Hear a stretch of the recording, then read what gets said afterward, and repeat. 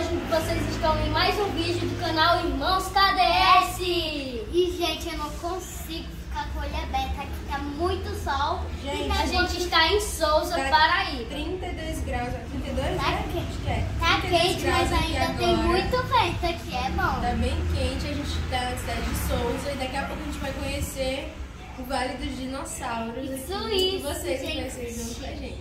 Então você já vai se inscrevendo no canal, ativando os sininhos das notificações para não perder nenhum vídeo e já se inscreve aí. E dá like, Então hein? vamos lá! Vamos lá!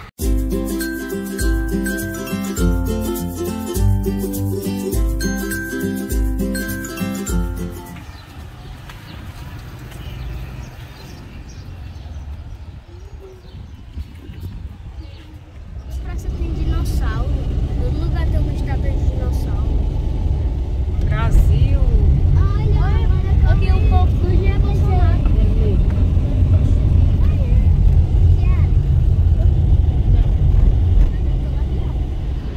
Era maior que esse mercado aí, esse.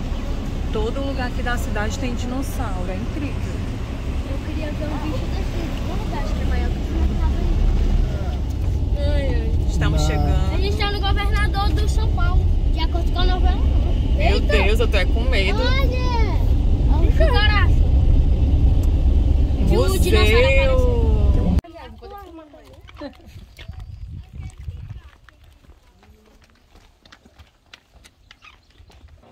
Gente, chegamos. Minha mãe tá ali assinando ali, meu pai já tá ali, ó. E a gente já tá aqui no museu, ó.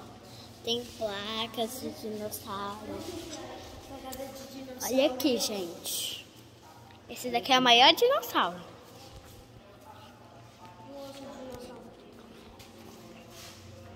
Aqui tem pegada, gente.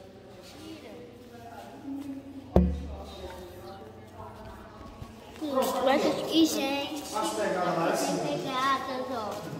Você tem que ter pegadas. Aqui tem osso, olha, gente. Aqui, gente, não sei se vai dar pra vocês verem, mas tem uma pegada gigante. Uma pegada. Davi.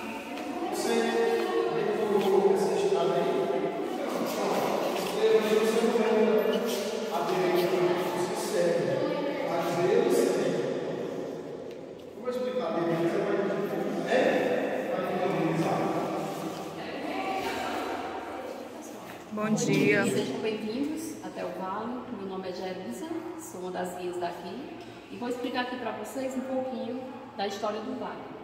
Aqui, pessoal, tudo deu início no ano de 1897, quando um fazendeiro da região vizinha estava à procura do seu gado e se deparou com grandes e pequenas pegadas. Como não tinha um conhecimento, imaginou que poderia ser pegadas de boi ou de ema.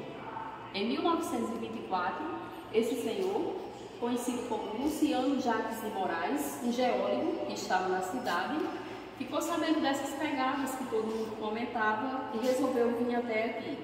E chegando aqui tirou várias fotos, várias amostras e levou para análise.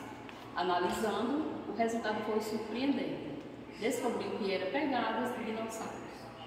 Em 1975, o Giuseppe Leonardo, um padre e um paleontólogo italiano, juntamente com o professor Ismar de Souza Carvalho, fizeram o estudo do vale mais aprofundado. Chegando aqui, percorreu toda a área do vale, que corresponde a 704 km², começando em Palmirim, Ceará, até Pombal, Paraíba. E aí então percorreu toda essa área e encontrou uma trilha de pegadas de uma espécie carnívora, conhecido como nuançaridê, que é essa espécie aqui. É uma espécie que pesava aproximadamente 4 toneladas, 5 de altura, Meu 9 de Deus. comprimento. Uma espécie carnívora. Misericórdia. Mostrando aqui para vocês toda essa ferramenta deixada pelo Giuseppe, que utilizou aqui no vale, nas últimas escavações. Pessoal, o maior número de pegadas que existe aqui dentro do vale é dessa espécie. É uma espécie herbívora conhecida como Iguanodontidae. É uma espécie que pesava aproximadamente 5 toneladas, 5 de altura e 10 de comprimento. O maior pegadas é dessa espécie, onde foram encontradas 53 pegadas. Mostrando aqui para vocês as diferenças de pegadas. Diferenças de pegadas. Espécie é carnívoro, pegadinha de 3 dedos, tipo pé de galinha, o carnívoro. E o herbívoro, uma pegada arredondada. Pegada da espécie é carnívoro, herbívoro, e aqui temos o herbívoro filhote. Mostrando aqui para vocês uma das trilhas que existe aqui dentro do vale. Essa trilha foi descoberta através de escavações, que foi no ano de 1975, descoberta pelo paleontólogo José Leonardo, sendo uma pegada de uma espécie carnívora, conhecida como Nuosauridae, que é aquela espécie lá do início, que mostrei para vocês. E aqui, pessoal, nesse primeiro expositor, como falei para vocês, que o vale corresponde a 704 km², começando em Palmeiras, Ceará, até Pombal, Paraíba.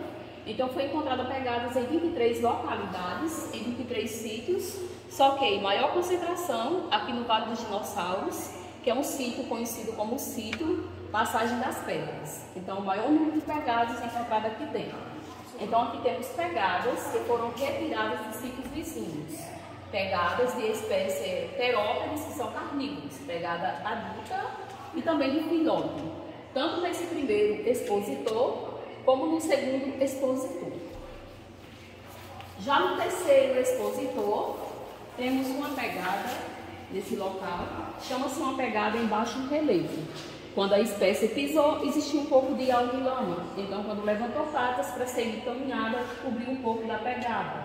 Quando falo para vocês que existia um pouco de alga e lama, quando a espécie pisou, quero dizer para vocês que aqui no vale passa o rio temporário da cidade, conhecido Rio do Peixe. Então, todas as pegadas encontradas exatamente no leito de um rio. Já no quarto expositor, temos aqui o fóssil.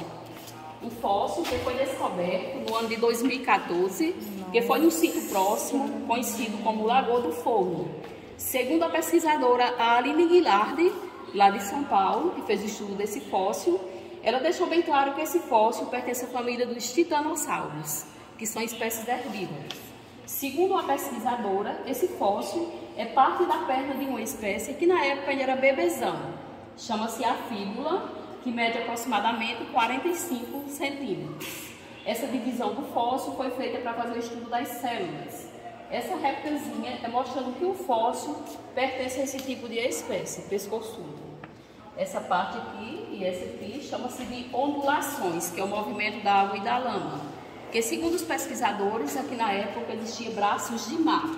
Então, aqui temos a água e a lama em movimento, que aconteceu um processo de pedrificar e fossilizar. Aqui tudo na época pedrificava e fossilizava. Já no quinto expositor, temos aqui a lama que pedrificou e fossilizou, rachaduras da lama, que o nome científico chama-se de gretas de contrações, rachaduras da lama. Aqui temos pingos de chuva fossilizado, pingos de chuva. Nossa. Esses dois pedaços menores chamam-se de iquinofósseis, que significa rastros de animais invertebrados da época, por exemplo, escorpião. A palavra iquinofósseis também significa pegadas, rastros ou pegadas. Esses dois pedaços menores chamam-se tubos de habitação de organismos, porque são tubos. Também na época existiam alguns insetos que habitavam nessa localidade, tentando sair fora da água e da lama na busca de alimentos, que também morreram, pedrificou e fossilizou. Esse senhor chama-se Richard, que foi o primeiro a usar a palavra dinossauros no ano de 1841, que quis dizer que o significado da palavra dinossauros significa largato gigante ou largato terrível. E aqui, pessoal, mostrando para vocês a escala do tempo geológico, mostrando quando tudo aconteceu aqui no vale. Segundo os pesquisadores, aqui tudo aconteceu nesse período, Cretáceo inferior, a 110, 120 e a 130 milhões de anos, segundo os pesquisadores. Mostrando aqui para vocês grupos de pesquisadores no leito do Rio do Peixe, que é o rio temporário que passa no vale. Grupos de pesquisadores no leito do rio à procura de fóssil. Mostrando aqui um fóssil que foi descoberto na China, esse fóssil, abaixo de uma camada sedimentar. Porque lá na China existem as mesmas camadas sedimentares que existem aqui no vale. Então aqui mostrando um fóssil descoberto na China, abaixo de uma camada sedimentar descoberta em 2009. Aqui temos um tronco fossilizado, um tronco de árvore fossilizado, descoberto na bacia sedimentar do Rio do Peixe, através de escavações. Um tronco fossilizado que também é datado há 100 milhões de anos. Assim como as pegadas fossilizaram, o tronco também fossilizou. E todas essas espécies se habitaram por aqui, que são herbívoros e carnívoros. Temos aqui Sousa equinopráceo, conhecido como Sousa equinopráceo, porque somente na região de Sousa foi encontrada pegadas dessa espécie. Então deu-se o nome Sousa equinopráceo. E aqui, pessoal, é simplesmente uma simulação mostrando como seria o vale antigamente. Parte de cima são as espécies herbívoras, o lago conhecido Rio do Peixe, e abaixo os carnívoros. E aqui mostra-se como eles se reproduziam, que era através de ovos, que mediam aproximadamente de 20 a 50 centímetros e que poderiam pôr de 20 a 25 ovos por ninhada, dependendo da espécie. Pessoal, aqui é a nossa parte explicativa. E lá no anexo, vocês já observaram lá, né, as nossas trilhas. Está passando por manutenção às passarelas e acesso. Vocês não podem ir até lá hoje.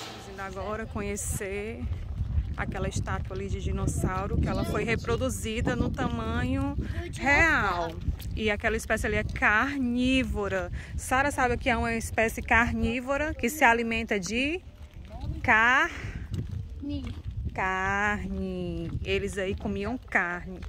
Então tudo que era carne animal. Olha os dentes. Mamãe, então os dinossauros brigavam? Não, brigavam não.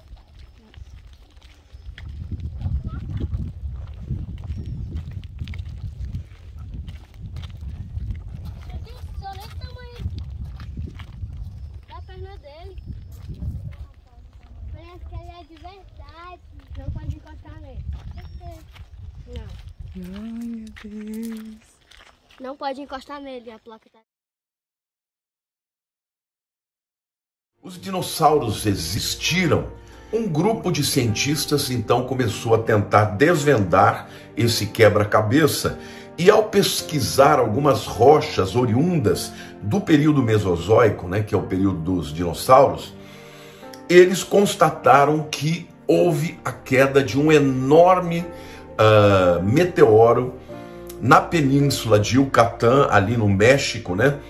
E esse meteoro, ele media entre 6 quilômetros e 14 quilômetros e atingiu a Terra numa velocidade de 72 mil quilômetros por hora. Uau, não é pouca coisa não.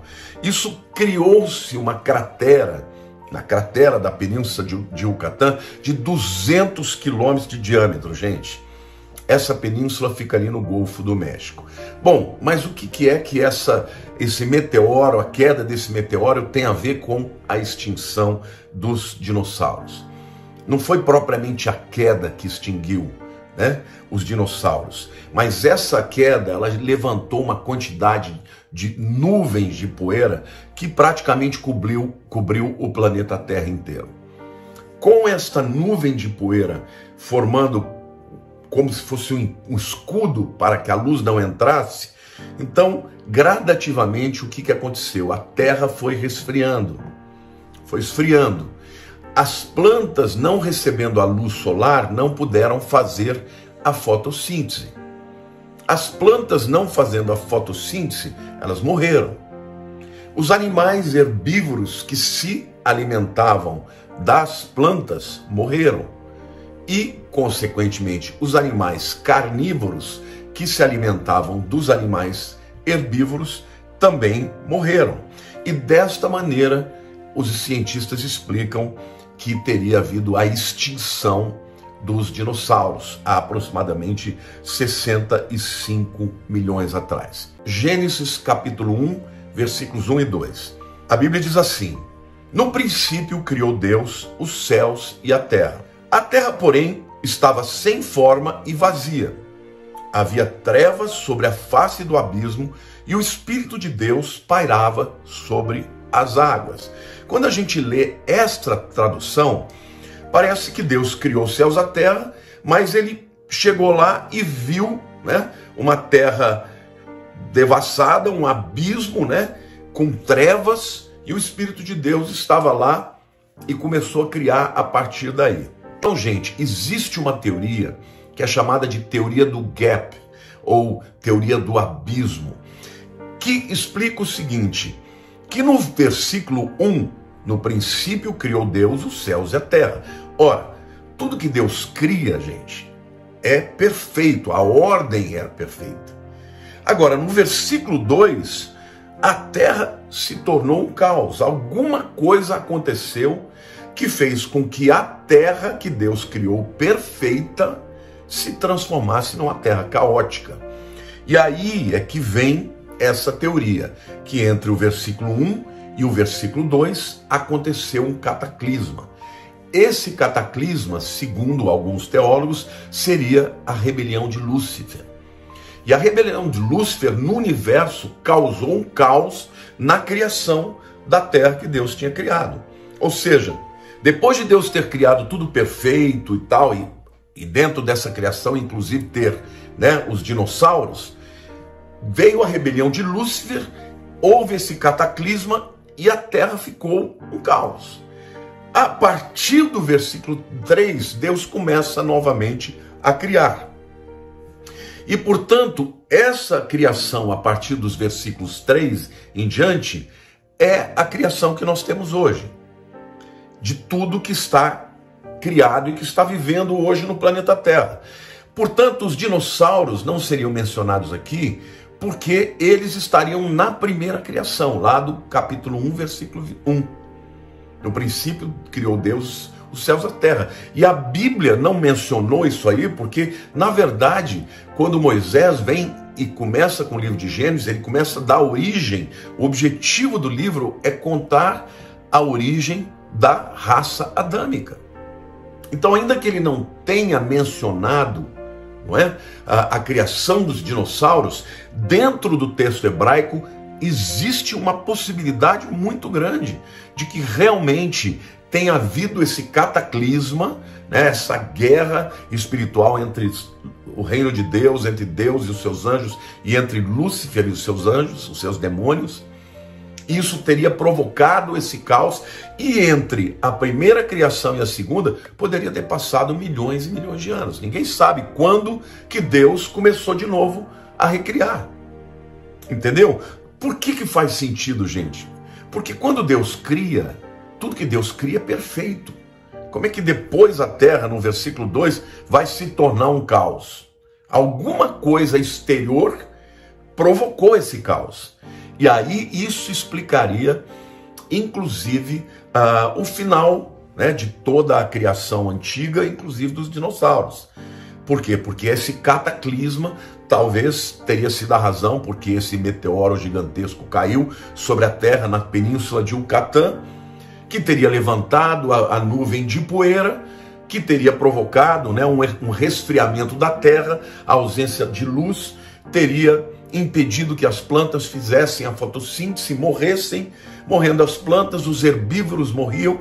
Morrendo os herbívoros, os carnívoros morreram também. Então, agora o tempo entre uma criação e outra poderia ter passado milhões de anos.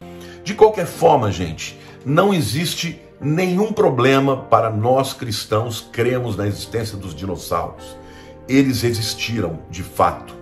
E na minha humilde opinião, esta teoria, a teoria do abismo, faz muito sentido.